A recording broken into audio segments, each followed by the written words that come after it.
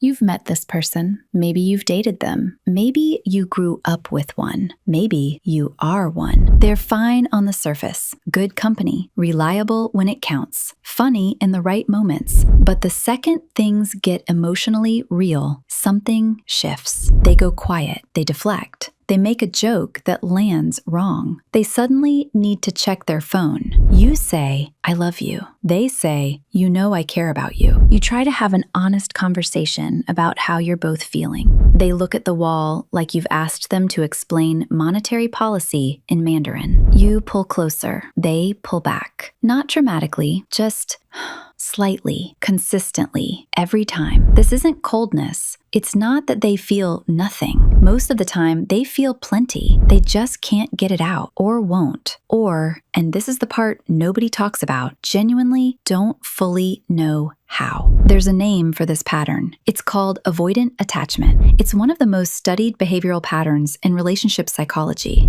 It has a clear origin, a clear mechanism, and clear consequences, and it's way more common than people realize. Let's break it down. You know I care about you. We're using one example for this whole video. The guy or girl, this isn't gendered, who responds to I love you with you know I care about you. Not cruel, not cold, just sealed. Something in there, just not coming out. We'll call this person the YKICAY.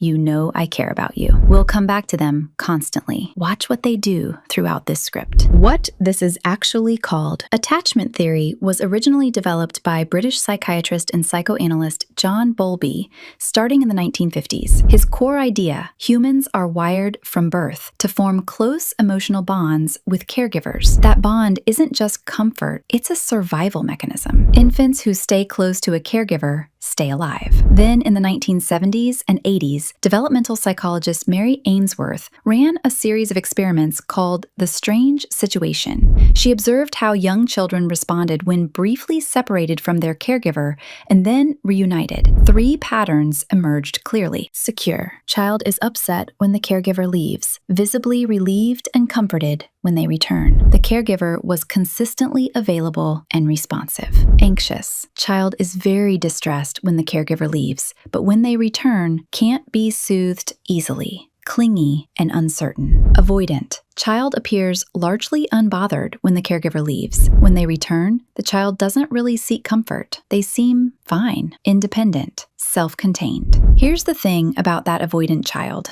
They're not actually fine. Physiological measures like heart rate and stress hormones showed that avoidant children were just as stressed as the others during separation. They just weren't showing it externally. They had already learned very early that expressing distress didn't reliably get a response, so they stopped expressing it. The YKIACY was once that kid. Where it comes from. Avoidant attachment doesn't appear randomly. It develops in a specific type of early environment. Not abusive, necessarily. Not dramatic. Often just emotionally unavailable. A caregiver who was physically present but emotionally distant. Who responded well to practical needs, food, school, safety, but pulled back when things got emotional. Who got uncomfortable with tears. Who said things like, stop being so sensitive, or you're fine, walk it off, or simply went quiet and changed the subject when feelings came up. The child learns something from this, a lesson that never gets spoken out loud, but gets encoded clearly. Emotional needs don't get met here. Expressing them creates distance, not closeness, so keep them internal. That's not a conscious decision the child makes. It's a behavioral adaptation. The child is solving a problem with the resources they have. The YKICAY was a kid who figured out early that showing how much they cared just made things awkward or uncomfortable or was met with nothing. So they stopped showing it. They got very good at not showing it. And then they grew up.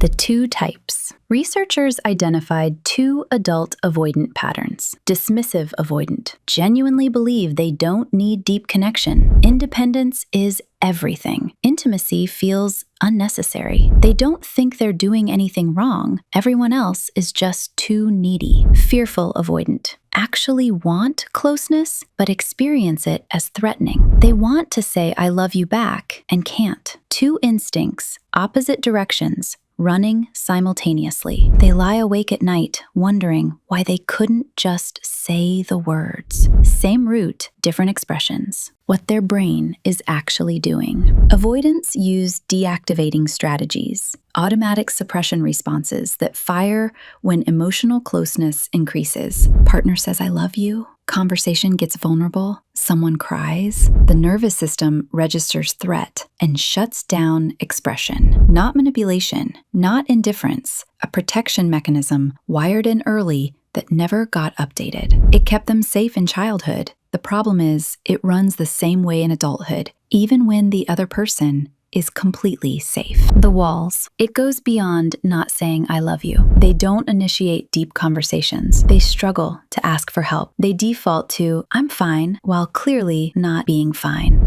When you're emotional, they shift to problem solving instead of just being present. They create small, consistent distances, slower texts, more time alone, less availability. Physical affection works on their terms, not yours. They can have a genuinely great day with you and still need 3 days alone afterward. Not because they don't care, because good intimacy triggers the deactivation response too. The irony.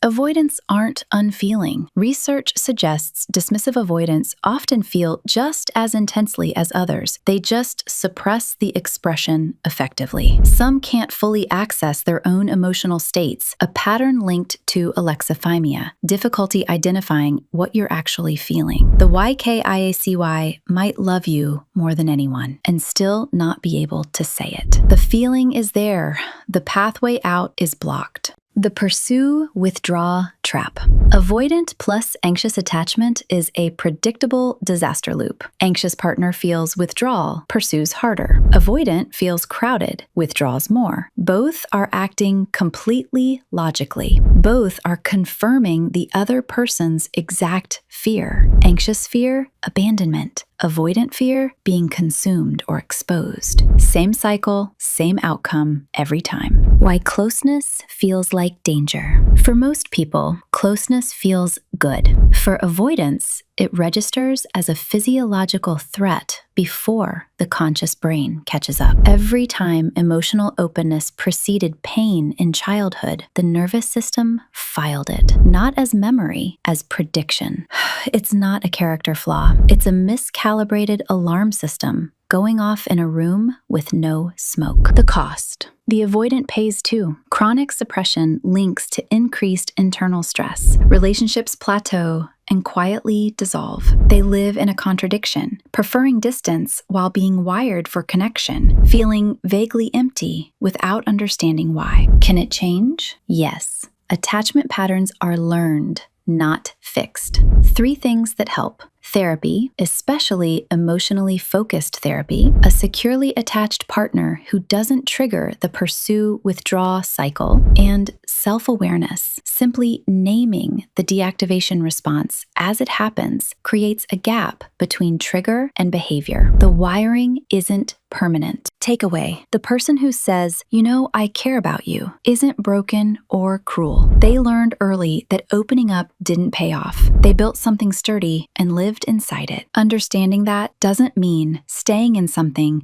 that doesn't meet your needs. But behavior has causes, and causes are where change starts. If this video just made you think of someone specific, could be a partner, a parent, a friend, or the person in the mirror, drop a comment below, hit subscribe, and hey, if you found this useful, maybe actually tell someone you care about them today.